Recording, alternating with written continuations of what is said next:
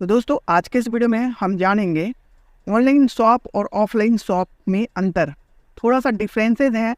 मैंने कोशिश की आपको समझाने का कि किस तरीके से ऑनलाइन शॉप और ऑफलाइन शॉप काम करती है। दोस्तों बहुत सारे बिजनेसमैन का ये डाउट होता है कि ये डोमेन क्या होता है, होस्टिंग क्या होता है, ऑनलाइन शॉप क्या होता है, क्या हमें ऑनलाइन शॉप बनाने के लिए हमें परचेज भी करना होता है, नाम या जगह। ये सारा का सारा डाउट मैं क्लियर करने का कोशिश करूँगा आज की इस वीडियो में। तो वीडियो को अंत तक जरूर देखेंगे। अगर आप बिगिनर हैं, अगर आपको कुछ भी समझ में नहीं आता है ऑनलाइन वेबसाइट क्या है, ऑनलाइन होस्टिंग डोमेन क्या है, तो आप इस वीडियो को अंत तक जरूर देखें। अगर आप पहले से जानते हैं कि ये सारे क्या है तो अभी के अभी इस वीडियो को स्किप कर दें, क्योंकि ये वीडियो आपके लिए नहीं है। ये वीडियो उनके लिए है जो एक बिजनेसमैन है, सपोज जिनका कोई व्यापार है, अपना खुद का बिजनेस है और अपने बिजनेस को ऑनलाइन लेके जाना चाहते हैं, उनके लिए ये वीडियो है। ठीक है, तो आज के इस वीडियो में हम ये कॉन्सेप्ट क्लियर करने वाले हैं कि डोमेन होस्टिंग क्या होती है, कैसे क्या काम करते हैं। तो सबसे पहले हम बात करते हैं एक एग्जांपल के तौर पे आपको दिखा देते हैं। जैसे कि एक ऑनलाइन एक ई कॉमर्स वेबसाइट है। ई कॉमर्स वेबसाइट का मतलब होता है एक ऑनलाइन दुकान। जिस तरीके से आपका ऑफलाइन में एक दुकान होता है, सामने टेबल लगा होता है, एक सेल्समैन बैठा होता है और वो प्रोडक्ट दिखाता है। जब कस्टमर आता है तो प्रोडक्ट की बिलिंग होती है और साथ ही साथ आप उसको दूसरे प्रोडक्ट को दिखा देते हैं, रिलेटेड प्रोडक्ट उसको कहते हैं। ठीक है ना। तो इस तरीके से एक सेल्समैन काम करता है ऑफलाइन की दुनिया में, उसी तरीके से ऑनलाइन की दुनिया में भी एक ऑटोमेटिकली सेल्समैन होता है और इस फंक्शन को कहते हैं एक ई कॉमर्स वेबसाइट। तो जैसे कि आप देख सकते हैं एक प्रोडक्ट यहाँ पे दिया हुआ है, आप इसको सेलेक्ट करेंगे, इसकी प्राइसिंग दी हुई है, इसको चेकआउट करेंगे, फिर आपको कूपन कोड मिलेगा, कूपन कोड डालेंगे वो एक्स्ट्रा डिस्काउंट मिलेगा और फिर वो सजेस्ट कर देगा आपको कि एक दूसरा प्रोडक्ट आप लें, जो एक सेल्समैन का काम होता है। तो इस तरीके से ऑनलाइन का जो शॉप है, ये बिजनेस है, इस तरीके से काम करते हैं। इसको बोलते हैं ई कॉमर्स वेबसाइट। और इसकी एग्जांपल ले तो बहुत सारे एग्जांपल है, जैसे कि अमेजोन हो गया, फ्लिपकार्ट हो गया, मिंत्रा हो गया या फिर मीशो हो गया। इसके अलावा भी बहुत सारे एग्जांपल है ऑनलाइन एक ई कॉमर्स वेबसाइट्स की, जो 24 घंटा चलता रहता है, जिसको चलाने के लिए कोई ह्यूमन नहीं होता है, वो ऑटोमेटिकली चलता है। तो ऑनलाइन बिजनेस को ले जाने का एक बेनिफिट है कि आपको उसको सेल करने के लिए कोई बंदे को हायर नहीं करना होता है। वन टाइम आपने बना दिया तो कोई बंदा उस वेबसाइट के ऊपर आए, सेल किया और आपको सिंपली प्रोडक्ट को शिप करना है। उसमें माथा 25 सरदर्दी कुछ नहीं होने वाला है कि भैया इतना ले लो, इतना डिस्काउंट कर दो, इतना पैसे बाद में ले लेना है, या फिर बहुत तरीके का सरदर्दी है दोस्तों, उधार बाकी बहुत तरीके का टेंशन है। ऑनलाइन में ऐसा कोई टेंशन नहीं है दोस्तों, इसलिए लोग ऑनलाइन शॉप करके ऑनलाइन शॉप को ज़्यादा वैल्यू करते हैं। तो चलिए हम बात करते हैं कि ऑनलाइन शॉप बनाने के लिए आपको किन किन चीज़ों की ज़रूरत है, लेकिन इन ज़रूरतों को पहले हम थोड़ा सा कॉन्सेप्ट क्लियर करने वाले हैं। ठीक है, जैसे कि हमने एक यहाँ पे इमेज बना के रखा हुआ है। ये ऊपर वाला जो सेक्शन आप देख रहे हैं, यहाँ से यहाँ तक कि ऑनलाइन का कॉन्सेप्ट और नीचे का सेक्शन है आपको ऑफलाइन का कॉन्सेप्ट है। तो आपको इनको समझना पड़ेगा। ठीक है ना। अगर मैं फास्ट बोल रहा हूँ तो वीडियो को स्लो कर ले, अगर मैं स्लो कर बोल रहा हूँ तो आप वीडियो को फास्ट कर ले, यूट्यूब पे जा करके उसकी सेटिंग्स में जा करके। ठीक है। तो जैसे कि दोस्तों अगर आप ऑफलाइन दुकान चला रहे तो आपका एक नाम होता है दोस्तों, शॉप का नेम होता है। सपोज मिस्टर मिसेस जॉन्स लिखा हुआ है यहाँ पे, ठीक है दोस्तों, नाम होता है। तो ऑफलाइन में क्या होता है ना कि आपका सेम नाम का दुकान दूसरी सिटी में भी हो सकता है, तीसरी सिटी में भी हो सकता है और चौथे सिटी में भी हो सकता है। ठीक है ना। तो आप ये जो ऑनलाइन ऑफलाइन का दुकान है, आपकी कॉपी हो सकती है, लेकिन ऑनलाइन की दुकान में ऐसा कोई कॉपी नहीं होता है। तो ये एक ही होता है दोस्तों। सपोज facebook.com, google.com, कि www.abcd.com, कोई भी .com होता है, ये नाम की रजिस्ट्री होती है दोस्तों। तो ये नाम आपको ऑनलाइन में परचेज करना होता है। ठीक है ना। जो कि अगर आप परचेज कर लेंगे तो कोई दूसरा बंदा उसको चाह के भी नहीं खरीद पाएगा, जब तक आप उसको बेचना नहीं चाहेंगे। और बेचेंगे तो अपनी अकॉर्डिंग बेचेंगे, अपनी प्राइस उसको लगा के बेचेंगे। तो जो बंदा उसको नाम चाहिए तो उसको एक डोमेन कहते हैं। जैसे कि आप देख सकते हैं डोमेन उसको कहते हैं। जैसे कि ऑफलाइन की दुनिया में एक शॉप होती, शॉप का नेम होता है, जैसे ABCD फैशन स्टोर या कुछ भी, उसी तरीके से ऑनलाइन की दुनिया में एक नेम होता है दोस्तों। इसको परचेज करना होता है और इसकी जो वैल्यू होती है आपको हर साल रिन्यू भी कराना होता है। ऐसा नहीं कि वन टाइम आपने परचेज कर लिया तो वो लाइफ टाइम के लिए हो गया, ऐसा भी कोई बात नहीं है। उसको आपको रिन्यू कराना होता है, हर साल रिन्यू कराना होता है। तो उसको हम डोमेन कहते हैं। ठीक है ना। अब बात करते हैं होस्टिंग क्या होती है दोस्तों। तो होस्टिंग एक स्पेस होती है, जगह होती है। सपोज अगर आपका एक कंप्यूटर है तो कंप्यूटर के अंदर मेमोरी कार्ड होती है, जहाँ पे डेटा स्टोर होती है, वीडियो, फोटो, टेक्स्ट, कुछ भी। ठीक है ना।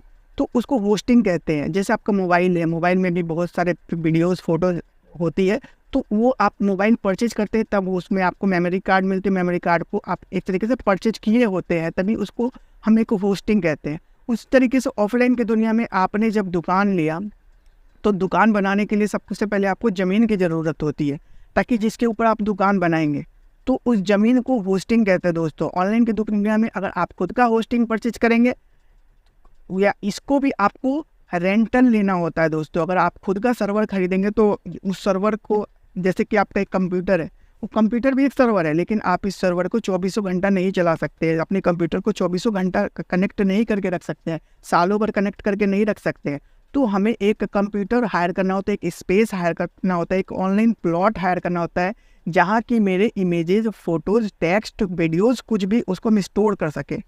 जैसे कि यूट्यूब एक स्टोरेज डिवाइस है जहाँ पे फ्री ऑफ कॉस्ट आप स्टोर कर सकते हैं, लेकिन अगर आप इमेजेस को स्टोर करना है तो आपको होस्टिंग प्रोवाइडर से होस्टिंग खरीदने का ज़रूरत पड़ता है, जो कि आपको रेंटल लेना होता है, एक ज़मीन को हायर करना होता है। जैसे आप ऑफलाइन की दुनिया में ज़मीन हायर करते हैं या ख़रीदते हैं, उसी तरीके से आपको ऑनलाइन की दुनिया में भी आपको ज़मीन को हायर करना होता है, ख़रीदना होता है, ठीक है ना।